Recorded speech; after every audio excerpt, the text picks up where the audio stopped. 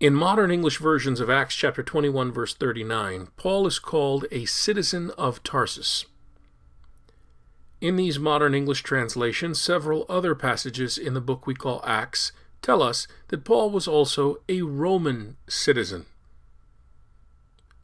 On this basis, the Paul we read in Acts demanded the privileges afforded by his Roman citizenship, namely exemption from scourging and other humiliating punishments, and legal protection and benefits in juridical matters. Question: what meaning did citizenship have in the ancient world? My friends, I have to tell you that the contemporary understanding we have of the term citizen derives from 18th century political events such as the United States Declaration of Independence, 1776, the United States Constitution, 1789, and the French Constitution, 1791. The term citizen describes a member of a state or a nation, two terms that have modern connotations totally lacking in the ancient world, completely absent in the Bible, who owes loyalty to that respective abstract entity in return for guaranteed basic human rights. Human rights, another thing completely lacking in the world of the Bible. Now, something like that understanding of citizen first did develop among elite city residents in what we now call Greece, but it was generally lacking in the ancient Near East, where residents were subjects.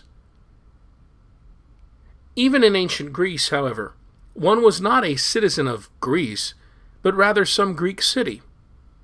Therefore, the ancient understanding of citizen, or the word we're translating as citizen, is tied to a place, to what Greek speakers called a polis, or city. The Revised Standard Version uses the word citizen 35 times, and the New Revised Standard Version just 27 times. The New American Bible Revised Edition uses citizen 30 times. All three English translations impose upon the text meanings which the vocabulary and specific texts mentioned simply cannot bear. Citizen found anywhere in the Bible is a great example of anachronistic mistranslation as well as ethnocentric mistranslation. Clearly, these passages in the Revised Standard Version and New American Bible Revised Edition also not only do not translate the Greek accurately, but they unwittingly impose upon these ancient texts 18th century meanings which they cannot possibly bear in the ancient world. The child of an ancient Roman father was automatically a Roman. Sometimes residents of a foreign city were granted this status as if they had been members of the city of Rome, as if they had been residents of Rome, as if they had been sons of Roman fathers. What our modern English translations botch up as citizen should really be one bearing the privileges and entitlements of someone of the Roman patrician status, that is, a true resident of Rome. So Luke, or rather the man we call Luke, the author of the book we call Acts, claims that Paul enjoyed these privileges and entitlements. Okay, so Paul was someone who enjoyed the privileges and entitlements of a Roman as if he had been the son of a Roman, right? Not really. Even if we do clear up the bad translation problem in our English versions of Acts, we have another problem, and that is with its author, the man we call Luke. The work we call Acts of the Apostles originates as a transliteration of the Latin Acta Apostolorum, from the Greek Pragmata Apostolon. This name came long after and was not from its original author. The work was anonymous. Its prologue indicates that it is the second part of a 2-volume work. We call the first volume the Gospel of Luke, but we could genuinely call it the Acts of Jesus. So the same anonymous author of the Gospel we call Luke was also the author to the work we call Acts. While it is true that the author of Luke did write Acts as its second volume, to ascribe this combined work to a person named Luke comes from a later tradition, based on the presumed but unfounded identification of this work with the Luke found in Philemon 24, the post-Pauline beloved physician of Colossians 4, verse 14, and the statement found in 2 Timothy chapter 4, verse 11 that, quote, Luke alone is with me, end quote. Most biblical scholars believe that the author of Luke Acts was someone other than these men and did not know Paul. He came after Paul. He may not have even been alive when Paul was alive. Whoever the author of Luke Acts was, one could say that his work was the closest thing the New Testament record has to a real history. Luke presents his work as an ancient history, even though the difference from his ancient history and our modern historical works is like a great chasm. Together with the Gospels, Acts is a theological portrait and not a photograph. That said, we should think of Luke as an ancient historian who painted theologically, rather than as if he were a theologian.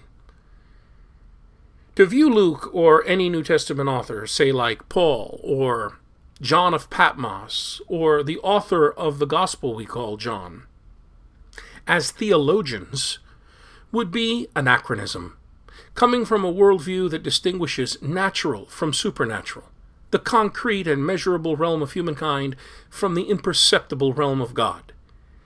That distinction did not arise until Origen of Alexandria. In Acts of the Apostles, Paul appears to be someone of high social status with a lot of money. In Acts chapter 19, he is able to rent a philosophy school for 2 years to host his preaching and teaching. At the end of the book of Acts, Paul awaits trial in Rome after securing lodgings, 2 years' worth. Imagine having to go to New York City for a trial in 2 to 3 years, and renting a space in New York for 2 to 3 years, with no problem. That would imply you have a lot of money. And the same thing is true for the Paul as depicted in Luke Acts. He seems to have a lot of disposable wealth, as we would expect from some great Mediterranean male bearing Roman patrician status.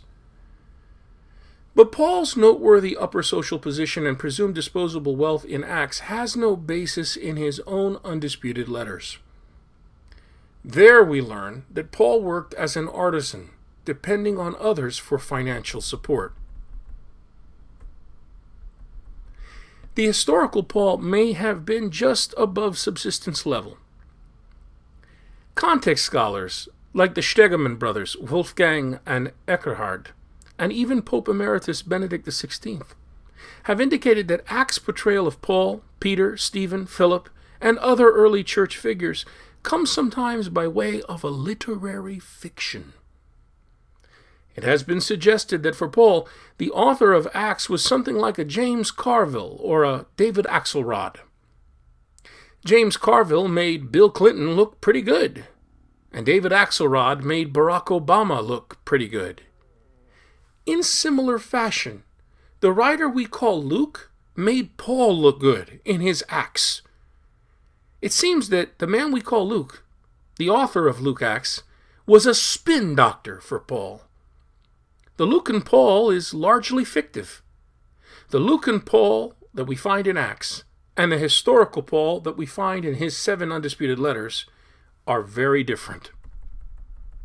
So to sum up, nothing like modern citizenship or human rights in the biblical world.